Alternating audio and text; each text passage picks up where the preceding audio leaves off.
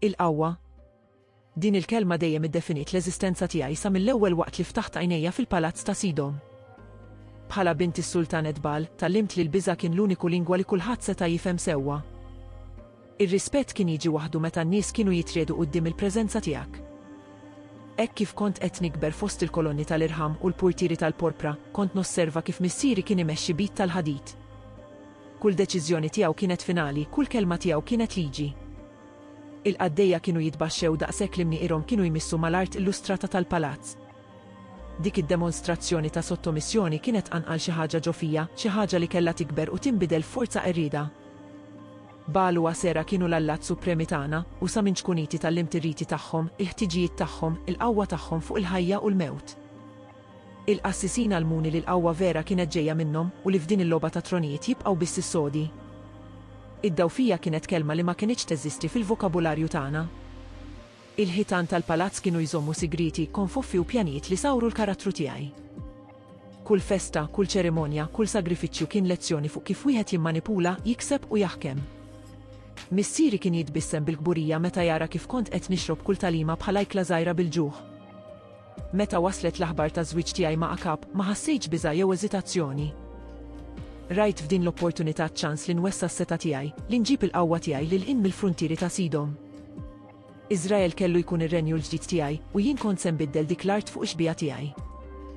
Il-qawwa li kienet tiġri f'demmi kienet aktar b'saħħitha minn kwalunkwe tradizzjoni barranija. Kont se nieħu lil Baal u lil Asera miegħi u dak il-poplu kellu jitgħallem jinżel arkubtejh quddiem is-sultana l-ġdida tagħhom. Ftit kont naf li dik l-art kienet iżżomm għadu li l-ebda qawwa tiegħi ma seta' tirbaħ. F'dak il-waqt moħbi fiż-żożija u l-arroganza tiegħi ma ndunajtx li kull pass li ħadd lejn il-qawwa assoluta kien ukoll pass lejn it-tmiem tiegħi. Id-destin għandu mod ironiku kif ibiddel l-akbar saħħit tagħna fid-dawfijiet l-art tagħna. Iż-żwieġ ma' Akab ma kienx sempliċiment alleanza politika. Kien l-ewwel pass ta' pjan ferm akbar li kont fassalt minn mindu sirt naf bid-destin tiegħi. Waqt li l-karovani kienu qed jaqsmu d-deżert bil-possedimenti tiegħi lejn Iżrael, moħħi kien diġà qed jaħseb f'kull pass li kont se nagħmel f'dik l-art il-ġdida. Akab kien eżatt kif kont qed nistenna, sultan qawwi fil-battalji, iżda faċli biex tiffurmaħ f'idejja. Ix-xewqa tiegħu li joġob lil mara l-ġdida barranija tiegħu kienet tidher f'kull ħarsa, f'kull ġest. Ma kienx induna li kull konċessjoni tiegħu kienet tagħmilni aktar qawwija, aktar influenti fuq il-poplu tiegħu. In-nisa tal-qorti Iżraelita kienu josservawni b'taħlita ta' faxxinu u biża'. L-ilbis tiegħi kien differenti, il-make-up tiegħi kien aktar elaborat, il-qagħda tiegħi kienet aktar superva. Ma kinux jafu jekk kellhom xi jikkupjawni jew jibżgħu minni. Jien kont nippreferi l-biża' mill-ammirazzjoni. Il-biża' kien jiżgura l-lealtà anke jekk sfurzata. Malajr bdejt inbiddel il-palazz. Id-dekorazzjonijiet l-antiki nbidlu, riti ġodda ġew stabiliti. Il-qaddejja talmu malajr li kelmti kellha l-istess pis bħal dik tas-sultan. Fil-fatt, f'ħafna każijiet kellha saħansitra aktar pis. Akab rarament kien jikkontesta d-deċiżjonijiet tiegħi. Il-poplu kien ġerk fil-kantunieri, imma dan ma kienx importani. Bnejt altari għal Baal f'kull belt importanti, waqqaft il-qassisin tiegħu f'pożizzjonijiet ta' prestiġju. Ir-reliġjon minn dejjem kienet għodda qawwija ta' kontroll u jien kont naf eżatt kif nużaha. Kull tempju ġdid kien dikjarazzjoni tal-awtorità tiegħi li kienet qed tikber. Kien hemm meta nnutajt l-ewwel sinjali ta' reżistenza. Ma kinux rewwixti fil-beraħ jew protesti fit-toroq. Kien xi ħaġa aktar sottili, aktar perikoluża. Tħaxwix dwar profeti li kienu jinħbew fl-erin, messaġġi sigriti li kienu jiċċirkolaw fost il-poplu. Messaġġi dwar Alla li ma kienx se jaċċetta l-preżenza tiegħi fl-art tiegħu. Iżda jien kont għamja bil-qawwa li kont ksibt. Injurajt it-twissijiet, stmerrejt it-teddit moħbi. Wara kollox min kien se jażarda jisfida lis-sultana li kienet bidlet lil Iżrael? Ftit kont naf li l-għadu veru tiegħi kien diġà qed jitħejja biex joħroġ mid-dlam. L-influwenza tiegħi kienet qed tikber bħal del fuq Iżrael. Kull filgħodu ġdid kien iġib opportunità biex inwessa l-ħakma tiegħi, biex insaħħaħ il-pożizzjoni tiegħi. It-tempji ta' Baal kienu jitilgħu mastużi kontra s-sema, it-torrijiet tad-deb tagħhom jiddu bħal sfida lill-Alla ta' dik l-art.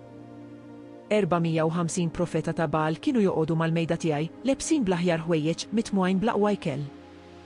Il-preżenza tagħhom kienet fakkira kontinwa tal-qawwa tiegħi, dimostrazzjoni ħajja ta' kif inkont biddilt dak ir-renju. Kull ċerimonja, kull rit kien ċelebrazzjoni tar-rebħa tiegħi fuq it-tradizzjonijiet antiki. Il-palazz kien iffolla b'attività kontinwa. Il-messaġġiera kienu jiġru fil-kurituri iwasslu l-ordnijiet tiegħi sa truf tar-renju. In-nobli kienu jikkompetu għall-attenzjoni tiegħi, jafu li tbissima tiegħi seta' tfisser ġitu prestiġju, filwaqt li n-nuqqas taqbil tiegħi seta' jwassal għal erda. Il-bidliet li implementajt kienu profondi u irreversibbli. Fejn qabel kien hemm is-sempliċità, issa kien hemm il-lussu. Fejn qabel kien hemm bil-moderazzjoni, issa kien hemm l-eċċessi. Il-ġonna mdendrin li ordnajt jinbnew kienu jikkompetu ma' dawk tal-art twelidi. Kull dettal tal-palazz kien jirrifletti l-viżjoni tiegħi ta' qawwa u kobor. Il-qassisin ta' Baal kienu jagħmlu riti tagħhom lejl u nar li ħinhom jitħallat mad-duħan tas-sagrifiċċji li kien jitla lejn ismewwiet. Il-poplu kien qed jitgħallem drawwiet ġodda, forom ġodda ta' qima. Xi wħud kienu jirreżistu fis-skiet iżda l-maġġoranza kienu jinżlu għall-ordni l-ġdida li kont waqqaft. Kien f'dan il-mument ta' trionf apparenti li bdejt inħoss inkwiet jikber. Kienu jaslu rapporti dwar moviment ta' reżistenza li kien qed jissaħħaħ fid-dellijiet. Familji li kienu qed jirrifjutaw li jaduraw lil Baal, komunitajiet sħaħ li kienu jżommu l-fidi antika tagħhom sigrita. Kien bħalli tipprova żomm lil ma fidejk aktar ma tafas, aktar jaħrablek minn bejn subajk. Dak li l-aktar kien idejjaqni kienu l-istejjer dwar profeti li kienu jinħbew fl-erin, protetti minn dawk li kienu għadhom fidili lejn Alla tagħhom. Kull tentattiv biex issikkitom kien donnu jisaħħaħ biss id-determinazzjoni tagħhom. Kien qisu qed nitma' forza li ma kontx nifhem għal kollox, forza li xi darba kellha ddur kontrija brabja li qatt ma stajt nimmaġina. Il-persekuzzjoni tal-profeti ta' Alla ta' Iżrael saret l-ossessjoni tiegħi. Kull filgħodu kont insejjaħ lill-kaptani tiegħi u nagħtihom ordnijiet ġodda ta' tfittxija. Kull denunzja kienet tiġi investigata, kull suspett kien jiġi segwit. Il-biża kien jinfirex bħal velenu mar-renju kollu, eżatt kif kont ippjanajt. Il-pattulli tiegħi kienu jfittxu f'kull raħal, f'kull belt, f'kull olja għal dawk li azzardaw jisfidaw l-awtorità tiegħi. Kienu jingħataw premji ġenerużi għall-informazzjoni u l-ħabsijiet malajr imtlew. Dawk li kienu jaħbu l-profeti ħallsu prezz għoli għall-lealtà tagħhom. Il-proprjetà tagħhom kienet tiġi konfiskata, il-familji tagħhom kienu jiġu umiljati fil-pubbliku. Il-qawwa għandha toma unika, toma li ssir aktar intensa ma' kull wirja ġdida ta' saħħa. Kont ingawdi kull mument, kull rebħa żgħira. L-eżekuzzjonijiet pubbliċi saru spettakli elaborati, maħsuba biex jiksru l-ispirtu ta' reżistenza tal-poplu. Kont nosserva kollox mill-gallerija rjali tiegħi, wiċċi kien maskra ta' sodisfazzjon krudili. Kien f'dak il-mument li bdew l-ewwel għajdut wara Elija. Isem li dal-waqt kellu jsir it-turment personali tiegħi. Fil-bidu kienu bistejjer imħaxxa fit-toroq, profeta differenti mill-oħrajn, aktar kuraġġuż, aktar qawwi. Kliemu kien donnu għandu pis li kien iġiel il poplu jitriet.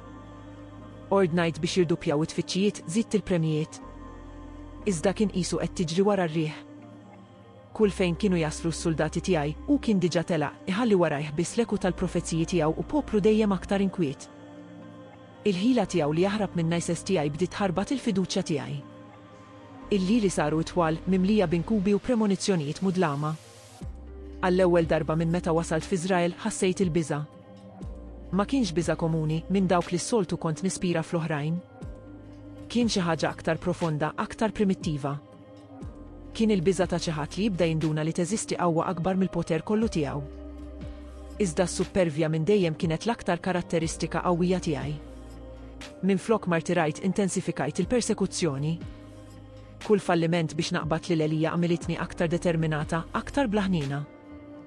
M'għandunajtx li kull att ġdid ta' krudelta kien biss isaħħaħ ir-reżistenza tal-poplu, kien biss iżid il-qawwa tal-kliem ta' dak il-profeta li ma stajtx insikket.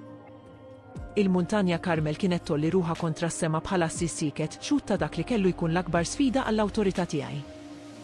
Elija, dak li tant kont ippersegwitajt, fl-aħħar ħareġ mid-dellijiet. L-isfida tiegħu kienet waħda kuraġġuża, konfrontazzjoni diretta bejn Alla tiegħu u l-qawwi Baal tiegħi quddiem il-poplu kollu ta' Iżrael. Sejjaħt l-450 profeta l-aktar qawwija tiegħi. Il-ħwejjeġ ikkuluriti tagħhom kienu jagħtu l-ġenb tal-muntanja bħal ta' pitħaj, filwaqt li Elija baqa' waħdu. Is-sempliċità tiegħu kienet tikkuntrasta mal-glorja tal-qassisin tiegħi, iżda kien hemm xi ħaġa f'għajnejh li kienet tiddisturbani profondament. ċertezza li ma titħarrikx li l-qawwa kollha tiegħi ma setgħetx tbeżza. Ix-xemx kienet taħraq il-folla miġbura biex tara din il-ġlieda. Il-profeti tiegħi kienu jisfnu, jgħidu, jaqtaw lilhom infushom b'xfafar kif kien jitlob ir-rid. Leħinhom kien jola f'suppliki disperati lil Baal. Is-sigħat kienu jitkaxkru u skit ta' smewwiet beda jiżen bħaċċhom fuq spallejja. Kont nosserva kollox mill-post privileġġjat tiegħi, inżomm espressjoni ta' fiduċja li ma kontx għadni nħoss f'qalbi. Ma kull sija li tgħaddi, ma kull supplika mhux imwieġba, ħassejt il-qawwa tiegħi ċarċar bħal ilma minn bejn subajja. Il-poplu beda jġerk u għall-ewwel darba irrealizzajt li l-biża' kien qed jibdel in-naħa. Imbagħad wasal il-mument ta' Elija. Leħnu kalmu sod qata' l-arja bħal sejf misnun. Talba sempliċi, ftit kliem indirizzat lil Alla tiegħu u seħħ impensabbli. In-nar waqa' mis-sema b'qawwa li ġielet l-art titriet. Ma kienx nar komuni, kienet manifestazzjoni ta' qawwa li għamlet il-wirja ta' saħħa tiegħi tidher bħal logħba ta' tfal. F'dak il-mument, waqt li kont qed nosserva l-folla ta' qawwiċċa l-isfel, fimt li kont sib l-għadu veru tiegħi. Ma kienx Elija u kien biss messaġġier. L-għadu tiegħi kien ferm aktar qawwi, ferm aktar terribbli milli qatt immaġinajt. Kien Alla nnifsu ta' Iżrael, dak li inkont sfidajt b'daqshekk supervja. It-toma tat-telfa kienet morra f'ħalqi, iżda s-supervja tiegħi xorta kienet għadha tajjat l-aktar b'saħħa. Minflok ma rikonoxxejt it-telfa tiegħi, biddilt l-umiljazzjoni tiegħi f'rabja. Bat messaġġ lil Elija, naħlef bl-Allat tiegħi li hu kien se jħallas bħajtu għal dik l-isfida. Ftit kont naf li dik it-teddida kienet biss se tħaffef il-qerda tiegħi stess.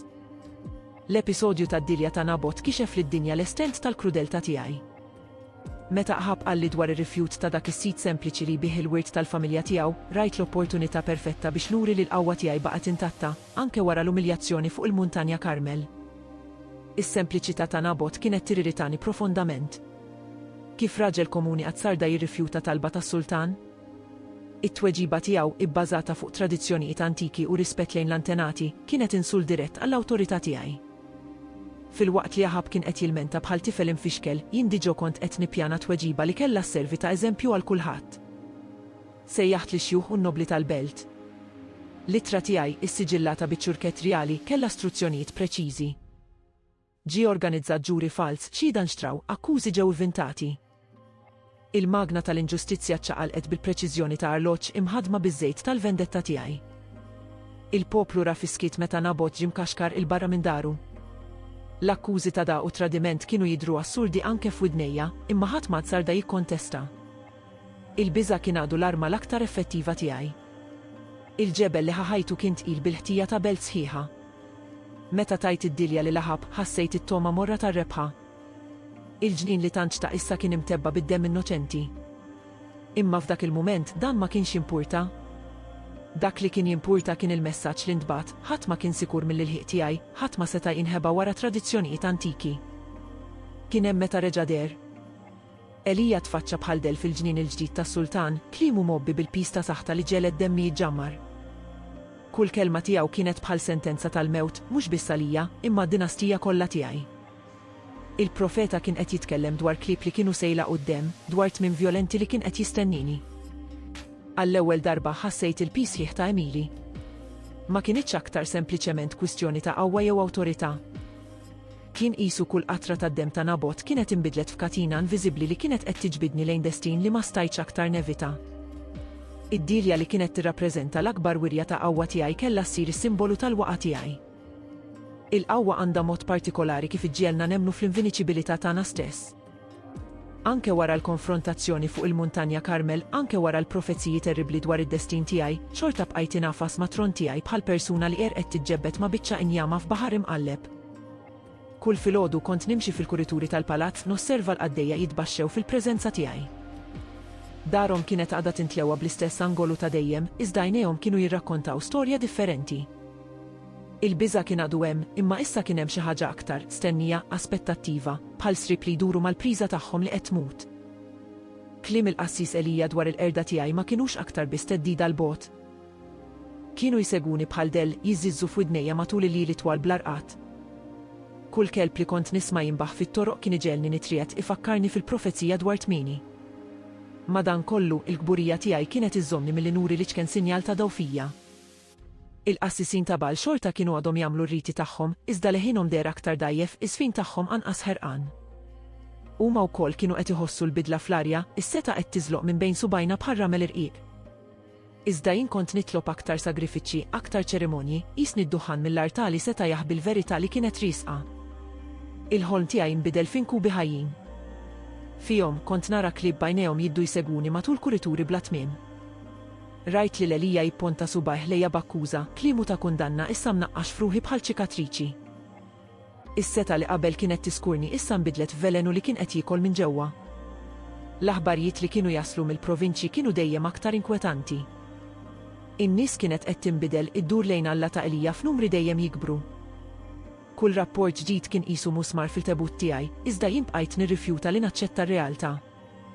Kont inwieġeb għal kull sfida b'aktar vjolenza, aktar persekuzzjoni, bla ma nintebaħ li kull att ta' kefrija kien biss iħaffef il-waqa' tiegħi.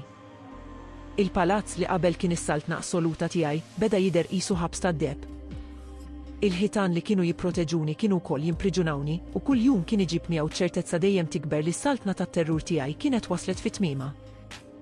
Iżda bħala reġina vera kont se niffaċċja d-destin tiegħi bil-wieqfa bl-istess supervja li dejjem urejt. Il-ħoss ta' żwiemel fit-toroq ta' Ġeżril kien iħabbar it-tmiem tiegħi. Xorta waħda żammejt id-dinjità rjali tiegħi sħiħa. Fil-kmamar tiegħi waqt li l-kaos kien qed jinfirex fil-palazz, dedikajt ruħi għall-aħħar ritwal ta' sbuħija tiegħi bl-istess dedikazzjoni ta' dejjem. Il-qaddejja tiegħi kienu qed jitriedu waqt li kienu qed japplikaw il-make-up fuq wiċċi. L-antimonju iswed kien qed idawwar għajnejja bil-preċiżjoni tas-soltu, jibdilhom f'żewġ qdajjar suwed ta' sfida. Kull moviment tal-pinsel kien kalkulat, kull sinjal kien affermazzjoni tas-seta tiegħi, anke jekk din kienet issa ridotta għal xejn ħlief dera. Xari għadu iswed bħal-lejl bla kwikeb kien mimxut u rranġat b'attenzjoni. Kull xara f'posta, kull tiżjien imqiegħed breqqa. Il-kuruna, simbolu ta' dak kollu li kont ksibtu tlift, kienet ilha fuq rasi aktar minn qatt qabel. Iżda żammejta soda kif dejjem għamilt. L-ajjat fil-bitħa kien qed jiżdied. Jehu l-użurpatur kien wasal bl-irġiel tiegħu. L-istess Jehu li darba kien baxx qudiemi issa ġie biex jitlob il-prezz tal-emejjel kollha tiegħi. L-ironija ma ħrabitlix. Is-seta dejjem issib mod kif tbiddel l-idejn bħal serp li jbiddel ġildu. Mxejt lejn it-tieqa tal-palazz pass imkejla. Kull moviment kien wirja ta' kontroll, kull ġest kien studjat. Taħt il-folla kienet ħawwat bħal baħar imqalleb. Wiċċhom idur il-fuq jistennew l-aħħar qatt tiegħi fuq dan il-palk li kien tiegħi għal tant żmien. Meta tbaxxejt fuq il-poġġaman, rajt f'għajnejn Jehu r-rifless tas-seta korrotta tiegħi stess. L-istess qaċċaddem, l-istess determinazzjoni blaħnina. Kien qisu ħares lejn mera li urid mhux biss wiċċi iżda dlam kollu ta' ruħi. L-aħħar kliem tiegħi kien sfida kif ma setax ikun mod ieħor. Anke meta kont naf li l-profezija ta' Elija kienet se sseħħ, żammejt il-pożizzjoni tiegħi sal-aħħar. Reġina ma tinżilx għall-kubtejha anke quddiem il-mewt. Il-qaddejja li darba kienu jitriedu qudiemi issa saru l-bojja tiegħi, idejhom ħerqana biex iwettqu l-ordnijiet tas-sit il-ġdid tagħhom. L-istorja tiegħi spiċċat fit-toroq ta' Ġeżril, iżda mhux kif jixraq lil-reġina. L-impatt tal-waqa' ma kienx it-tmiem, kien biss il-bidu ta' umiljazzjoni finali li kellha tikkonferma kull kelma profetizzata minn Elija. Il-ġebel ta' triq li tant drabi kien ħass it-toqol tal-portantina rjali tiegħi issa kien qed jirċievi demm miegħi. Lanqas ġismi ma kellu dritt tal-mistrieħ li jixraq lil-reġina. Il-klib ta' triq dawk stess li tant kont nibża minnhom fl-inkubi tiegħi ġew jitolbu semhom fil-profezija. Snинhom u dwiefer tagħhom temmew ix-xogħol li kien beda Jehu. Laħmi li qabel kien moni blifjen fwejjaħ u żjud sar festin fit-toroq maħmuġa tal-belt. In-nies li darba kienu jitriedu quddiem is-seta tiegħi issa kienu qed jaraw il-qerda tiegħi b'taħlita ta' biża' u sodisfazzjon. Kull biċċa minni li ebed bejn ix-xedaq tal-klib kienet xhieda tal-verità li jien irrifjutajt li naċċetta, ebda seta tal-bniedem ma tista' tkun kontra r-rieda tal-Alla ta' Iżrael. Meta fl-aħħar Jehu ordna li jagħtuni difna wara kollox kont xorta bint sultan, ftit kien baqa' x'indifhem. It-tiżjin rjali tiegħi, il-ġojjelli, il-kuruna, kollox kien intilef fil-konfużjoni ta' dak l-aħħar jum. L-unika ħaġa li baqgħet ħajja kienet ir-reputazzjoni tiegħi, mhux bħala reġina setana li kont, iżda bħala twissija għal ġenerazzjonijiet futuri. Ismi sar sinonimu ta' dak kollu li reġina m'għandix tkun. Kull om li tirrakkonta l-istorja tiegħi li l-ulida tuża Emili bħala eżempju ta' triq li m'għandix tittieħed. Is-seta tiegħi li deret hekk assoluta saret trab bħal ġismi fit-toroq ta' Ġeżril. U xorta waħda anke issa waqt li qed nirrakkonta l-qerda tiegħi stess inżomm il-kburija li ddefinitni f'ħajti.